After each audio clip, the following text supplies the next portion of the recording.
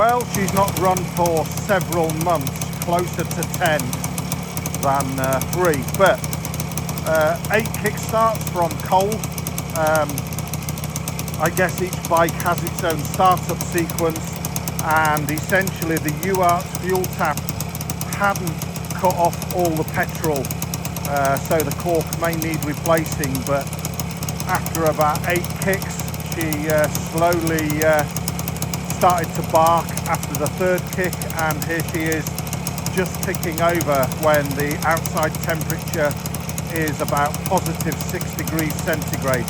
1966 D7 Bantam with central wheel components, stainless wheel, new rubbers on, 12-volt electronic ignition, and I'll be looking for around £1,200 cash for her.